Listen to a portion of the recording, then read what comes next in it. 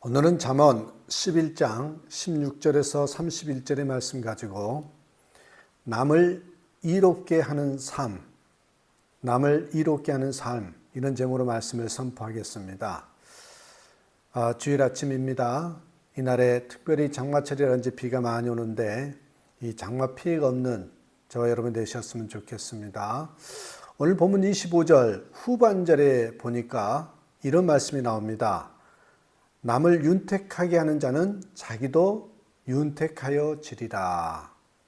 남을 윤택하게 하는 자가 자기도 윤택해진다. 남을 이롭게 하는 자가 자기의 삶도 풍족해진다.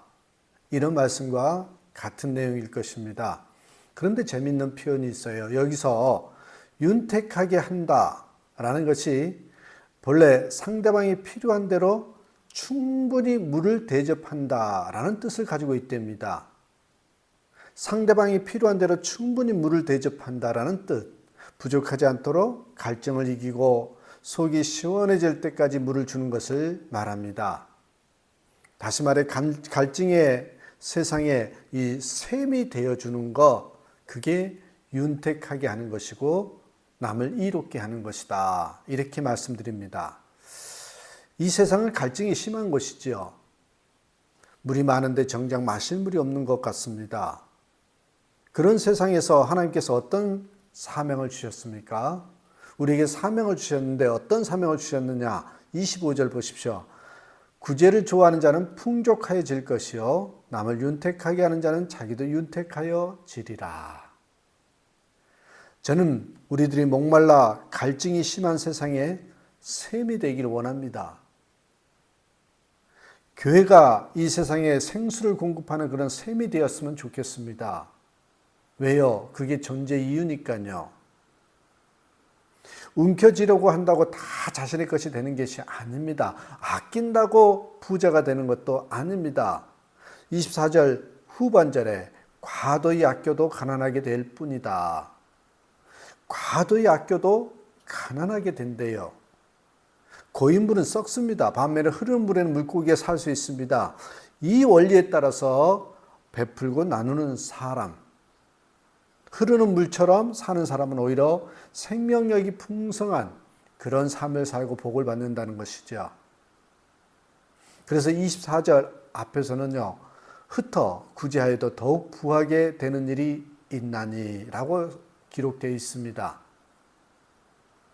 그렇다면 이렇게 귀한 것들을 베풀고 나누면서 가난 세상에 샘처럼 살 수 있는 사람은 어떤 사람일까요? 여러분 남을 이롭게 하는 삶이 우리 존재 이유라고 그랬어요. 또한 남을 이롭게 하는 사람이 결국 자기가 풍성해진다고 했습니다. 그런데 이렇게 살아야 하는 근거, 다시 말하면 어떤 사람이 이렇게 살 수 있느냐는 거예요. 아무나 그렇게 못 살잖아요. 그거를 알아요. 그런데 그렇게 살지 못하는 사람이 너무 많잖아요. 그 이유가 있습니다. 근거를 찾아야 되는데 그 근거가 뭐냐?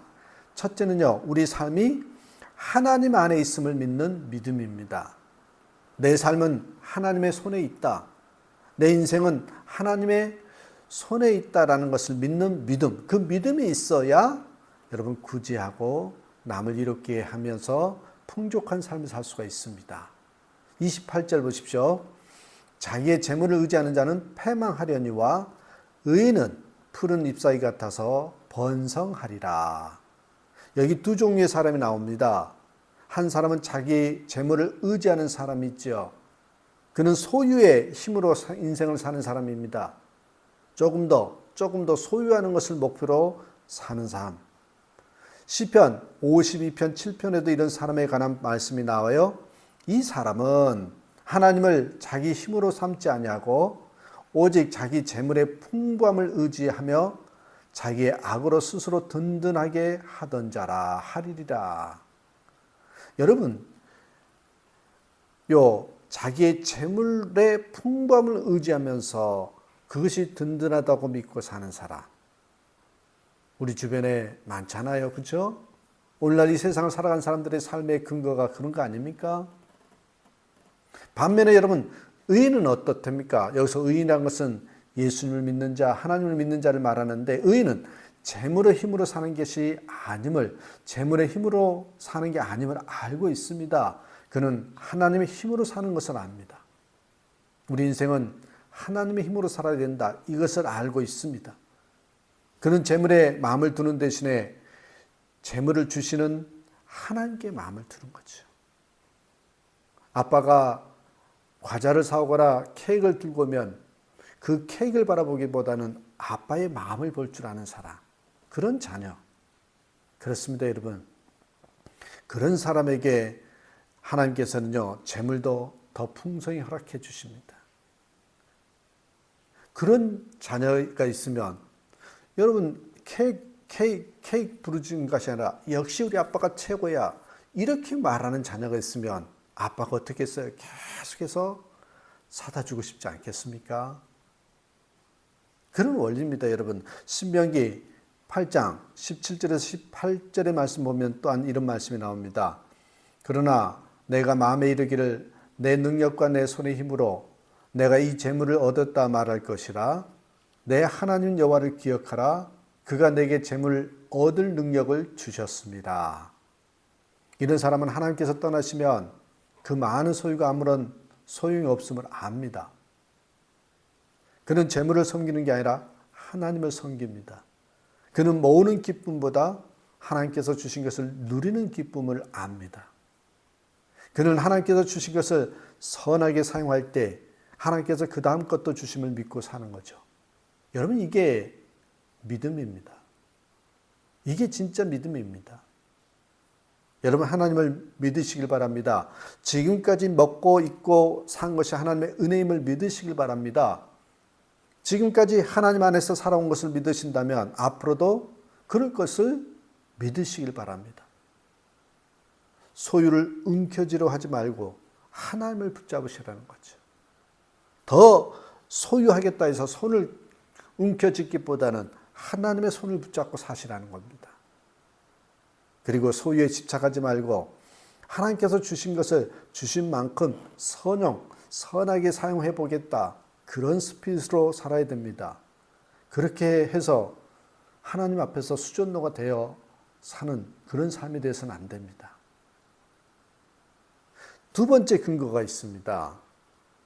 첫 번째 근거는 여러분 말씀드린 것처럼 바로 모든 우리의 삶은 하나님 안에 있다. 이 믿음을 가지는 것이고, 두 번째 근거는요, 하나님께서 먼저 그렇게 하셨기 때문에 그렇습니다. 우리 하나님이 우리에게 그렇게 본을 보여주셨고 먼저 그렇게 하셨기 때문에 우리도 그렇게 따라가야 된다. 이 말씀입니다. 하나님께서는 우리를 위해서 당신의 아들 예수님을 주셨습니다. 예수님을 아끼지 않고 주셨습니다. 이게 중요합니다. 이런 이야기를 읽었습니다. 아주 친한 두 목사님이 계셨습니다. 한 목사님 댁에는 아들만 다섯이 있었고 다른 목사님 댁에는 딸만 하나 있었습니다. 어느 날 딸만 있는 목사님이 친구에게 말하지요. 이보게, 자네 아들을 하나 주어서 양자를 삼게 해주게나. 자네는 아들이 많으니 하나만 주어서 내가 양자 삼게 해달라고. 그래서 친구는 흔쾌히 대답했답니다. 집에 가서 어떻게 됐을까요? 당연히 사모님께 혼났지요. 늦은 밤에 낮에 친구랑 이런저런 이야기했던 양자에 대한 이야기를 하면서 늦은 밤에 아이들이 나란히 누워 자는 방에 가봤답니다. 큰아들을 보니 장자라 줄 수가 없다, 그런 생각이 들었습니다. 둘째를 보니 우리 아들 중에 가장 똑똑하고 재주가 많아 줄 수 없다, 그런 생각이 들더래요. 셋째를 보니 자신을 그대로 빼닮아 가장 잘생겼으니 줄 수 없다는 마음이 들었습니다. 넷째를 보니 제일 약하고 늘 병치레를 하니 불쌍해서 줄 수 없다는 마음이 생기고요. 막내는 너무 귀엽고 사랑스러워서 줄 수 없다, 그런 마음이 들었습니다. 그때 이 목사님은 눈물로 감사의 기도를 드렸다고 합니다. 난 아들 하나도 친구에게 주기 힘든데 하나님께서는 독생자 예수님을 내게 주셨구나. 그렇구나. 생각하니 감사가 넘쳐 흘렀다고 합니다. 여러분, 이게 하나님의 사랑입니다. 이런 사랑을 가슴에 간직하고 있는 사람은요, 남을 이롭게 하고 구제할 수 있는 겁니다. 그 예수님은 세상에 오셔서 어떻게 하셨습니까? 예수님은 우리를 위해서 십자가를 지셨습니다. 아니, 나를 위해 십자가를 지셨습니다. 보혈을 아낌없이 흘러주셨습니다. 예수님께서는 제자들과 최후의 만찬을 잡수시면서 말씀하셨죠. 마태복음 26장 27절 이하에 보면 너희가 다 이것을 마시라. 이것은 죄 사함을 얻게 하려고 많은 사람을 위하여 흘리는 바 나의 피, 곧 언약의 피다. 언약의 피다. 그 보혈은 지금도 죄악 가운데 허덕이는 사람들에게 갈증을 면하게 하는 은혜의 생수가 되고 있습니다. 우리도 예수님의 보혈로 목마름을 면했던 자녀들입니다. 이를 통해 하나님께서는 우리의 아버지가 되셨죠. 우리의 구주가 되신 분이 바로 예수님이십니다. 예수님 우리가 구주에 되시고 하나님 우리의 아버지가 되시고, 여러분 나중에 하나님 앞에 가면 얼마나 많이 모았느냐가 기준이 아니라 얼마나 많이 베풀면서 살았는가 하는 것이 상급의 기준이 될 것입니다. 여러분, 하나님과 우리 주 예수님께서 하신 것처럼 우리도 그렇게 하길 원하십니다. 그래서 우리가 순종하는 마음으로 구제하려고 하는 거죠. 그런 근거가 있어요. 세 번째 이유가 있습니다. 이렇게 할 때 비로소 우리가 경건한 성도의 삶을 이룰 수 있기 때문에 그렇습니다. 다시 말해 말씀대로 사는 삶이 되기 때문에 그렇습니다. 나는 말씀대로 살고 싶어요. 경건하게 살고 싶어요. 그렇다면 여러분, 남을 이롭게 하는 삶을 살아야 합니다. 그렇지 않으면 경건하지 못한 거고요. 또한 여러분, 우리가 말씀대로 사는 모습이라고 볼 수가 없는 것입니다. 야고보서 1장 17절에 다음과 같이 말씀합니다. 하나님 아버지께서 정결하고 더러움이 없는 경건은 곧 고아와 과부를 그 환난 중에서 돌보고 또 자기를 지켜 세속에 물들지 아니하는 그것이니라. 참 경건의 삶의 요소 중에 이 고아와 과부를 돌보는 것이 포함되어 있습니다. 하나님께서 우리를 축복의 통로가 되게 하십니다. 먼저 복을 받아 복을 전하는 사람이 되라는 것이죠. 먼저 복음을 받아 복음의 유통자가 되라고 하는 것이지요. 여러분, 구제가 무엇입니까? 구제. 단순히 물질을 나누는 것만이 아닙니다. 25절에 보니까 구제를 좋아하는 자, 구제를 좋아하는 자라는 표현이 나오지요. 이 말을 보니까요, 원어를 보니까 네페시 빠라까, 네페시 빠라까라는 단어인데, 여러분 이 네페시는 영혼, 빠라까는 축복이란 뜻입니다. 그러니까 여러분 구제가 뭐예요? 영혼의 축복을 말합니다. 영혼의 축복, 복을 빌어주는 거죠. 그 영혼이 잘 되기를 빌어주는 겁니다. 그게 뭐래요? 구제입니다. 세상에서 가장 아름다운 사람이 어떻게 보면 축복하는 사람 아닙니까? 축복합니다. 주님의 이름으로 축복합니다. 주님의 사랑으로. 여러분, 이런 이 찬양이 있는 것처럼 그렇게 주님의 이름으로 축복하고 주님의 사랑으로 축복하는 것, 얼마나 아름답습니까? 우리의 발걸음이 닿는 곳마다 이 축복이 전달되기를 원합니다. 이렇게 될 때 당신의 삶은 경건한 삶이라고, 당신의 삶은 말씀대로 사는 삶이라고 말씀하는 거죠. 우리는 자녀를 잘 키우고 싶은 생각을 가지고 있습니다. 당연히 이것은 부모들의 소원일 것입니다. 그런데 무엇 때문에 잘 키우고 싶어 하십니까? 한번 이 질문에 답해 보시기 바랍니다. 무엇 때문에 잘 키우고 싶습니까? 평생을 교육 현장에 바친 한 장로님의 글을 읽었습니다. 그분은 유대인의 교육과 한국의 교육, 유대인들의 교육과 한국인들의 교육을 비교 연구해서 바로 발표한 전문가가 되신 분이죠. 교육을 이야기할 때마다 유대인의 교육을 빼놓을 수가 없습니다. 이분의 글의 내용은 이렇습니다. 유대인과 한국인들의 교육은 비슷한 점이 많다. 우선 부모의 교육열, 부지런함이 비슷하고 고난의 역사를 이긴 것도 비슷하다. 그런데 결정적으로 다른 것이 몇 가지 있다는 것입니다. 첫째는 교육 그 자체를 믿지 않는다는 것입니다. 유대인들은 교육 그 자체를 믿지 않아요. 열심히 교육을 시키긴 하지만 교육 그 자체가 자녀를 복되게 한다고 생각하지 않는다는 것입니다. 그러면 삶의 참 행복은 무엇이래요? 하나님께 있음을 믿는다는 겁니다. 삶의 참 행복은 하나님께 있음을 믿는 거예요. 그래서 그들은 교육 중에 최고의 교육은 하나님의 아버지를 가르치는 것으로 여긴다는 것입니다. 하나님을 의지하게 하는 교육, 말씀 교육을 최상으로 여기는 교육, 그게 유대인의 교육이라는 것입니다. 둘째로 세상을 위해서 기여하는 인물이 되도록 가르친다는 것입니다. 남을 이롭게 하는 삶을 살라고 가르친다는 거예요. 배움의 목적이 세상을 위해 봉사한 데 있음을 가르치는 것입니다. 남을 섬기기 위해서 똑똑한 머리를 주셨고 물질을 주셨고 건강을 주셨고 또한 아픔을 주셨다는 거예요. 어떻게 하려고? 남을 이롭게 하고 남을 섬기게 하려고. 그렇습니다. 배움의 목적이 세상을 위해서 봉사한 데 있음을 가르친다는 것이 유대인의 교육법입니다. 그런데 우리 교육에는 이 부분이 너무 취약하다라는 생각이 듭니다. 저는 이 부분에 전적으로 동감합니다. 한국 학생들은 대부분이 자신의 안락한 삶을 위해서 공부한다는 것입니다. 부모들도 공부 잘해서 잘 먹고 잘 사는 사람이 되기만을 바란다는 것입니다. 그래서 나중에 큰 인물이 되지 못하는 경우가 많다고 그렇게 지적합니다.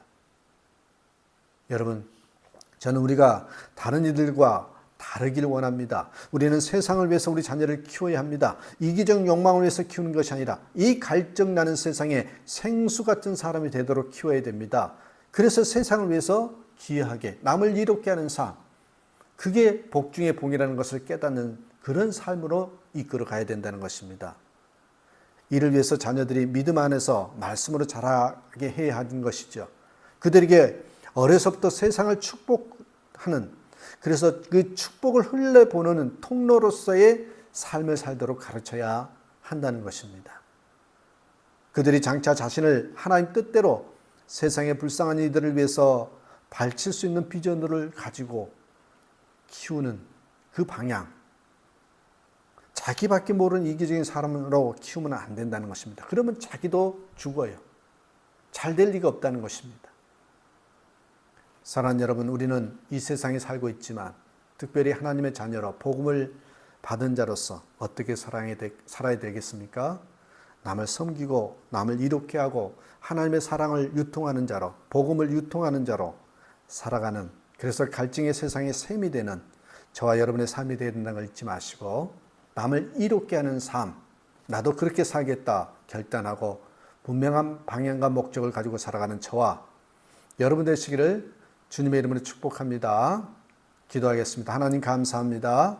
남을 이롭게 하는 삶이 곧 나를 윤택하게 하고 풍족하게 한다는 것을 깨닫게 하신 하나님, 결국은 우리가 어떻게 살아야 하는지를 다시 한번 주님께서 말씀하신 것처럼 남을 이롭게 하는 삶으로 방향을, 목적을 두고 살아가는 우리 모두가 되게 하옵소서.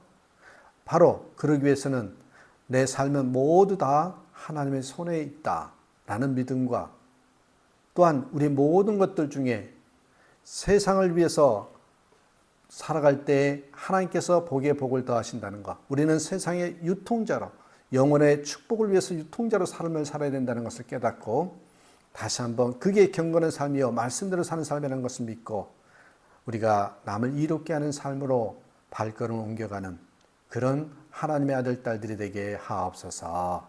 그렇게 이끄실 주님을 찬양하며 예수님의 이름으로 축복하고 기도합니다. 아멘.